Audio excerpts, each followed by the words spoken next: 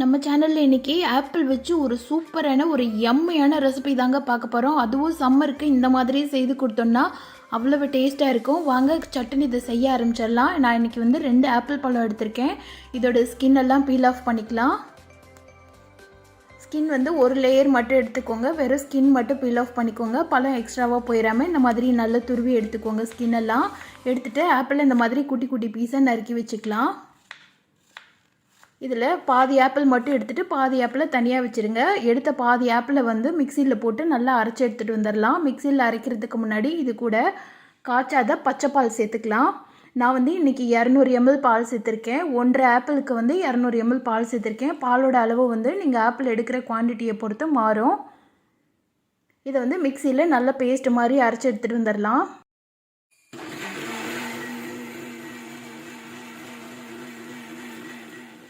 அது மாதிரி பால் வந்து நல்ல திக்கான பாலாக எடுத்துக்கோங்க. தண்ணியாக இருக்கிற பால் வேண்டாம். தண்ணியாக இருக்கிற பால் எடுத்திங்கன்னா ரொம்பவே லிக்விட் ஆகிடும். அதனால கெட்டியான பாலாகவே எடுத்துக்கோங்க.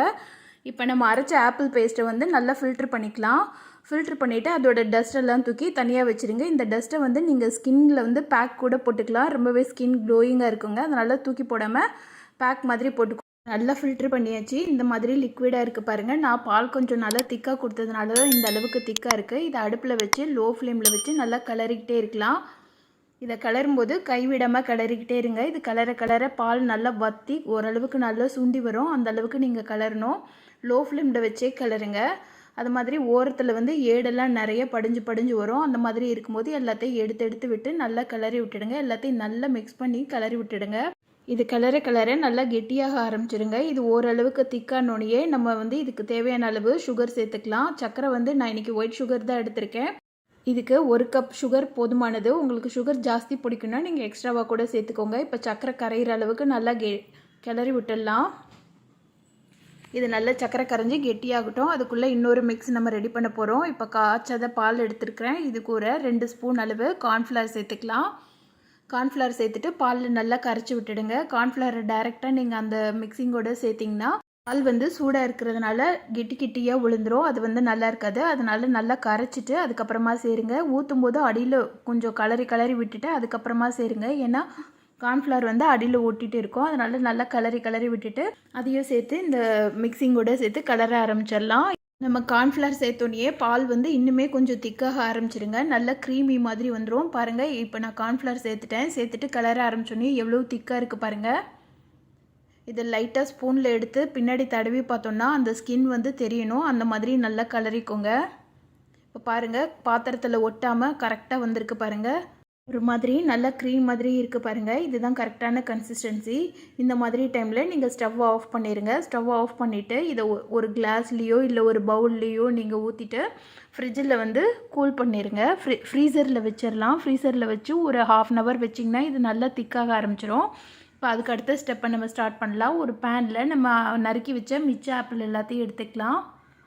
இதுக்கு நீங்கள் 1 ஆப்பிள்லேருந்து 1.5 ஆப்பிள் வரைக்குமே நீங்கள் எடுத்துக்கலாம். இதோடு சேர்த்து சாப்பிடும்போது டேஸ்ட்டு ரொம்பவே நல்லா இருக்குங்க. இதுக்கு தேவையான அளவு சுகர் சேர்த்துக்கலாம். நான் இன்றைக்கி 3 ஸ்பூன் அளவு சுகர் சேர்த்துருக்கேன். இது கூட கொஞ்சமாக சின்னமன் பவுட்ரு, அதாவது பட்டைத்தூள் இருக்குல்ல, அது சேர்த்துக்கலாம்.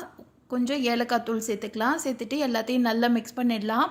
இது வந்து சர்க்கரையில் நல்லா மெல்ட் ஆகி வருங்க. அந்த டைமில் நல்ல சர்க்கரையில் வந்து இந்த ஆப்பிள் நல்லா வெந்து வரணும். இதோட கலர் சேஞ்ச் ஆகும். சர்க்கரை வந்து கேரமல் மாதிரி நம்ம ரெடி பண்ணுவோம்ல, அந்த மாதிரி இது ரெடி ஆகும். இது நல்லா மிக்ஸ் பண்ணிக்கிட்டே இருங்க. இப்போ பாருங்கள், சர்க்கரை வந்து நல்லா மெல்ட் ஆக ஆரம்பிச்சிருச்சு. மெல்ட் ஆகி சர்க்கரையோட கலர் வந்து இந்த ஆப்பிளில் வந்து இறங்க ஆரம்பிச்சிடும். சர்க்கரையோட ஜூஸ் எல்லாமே இந்த ஆப்பிளில் வந்து இறங்க ஆரம்பிச்சிடும். இப்போ பாருங்கள், நல்லாவே கலர் சேஞ்ச் ஆகிக்கிட்டே வருது. இதை செய்யும்போது நீங்கள் ஃப்ளேம் வந்து லோவில் வச்சே செய்யுங்க. ஹை ஃப்ளேமில் வச்சு செஞ்சிங்கன்னா சர்க்கரை வந்து சீக்கிரமாக கருக ஆரம்பிச்சிடும். ஒரு மாதிரி கெட்டி ஆகிடும். அந்த மாதிரி செய்யக்கூடாது.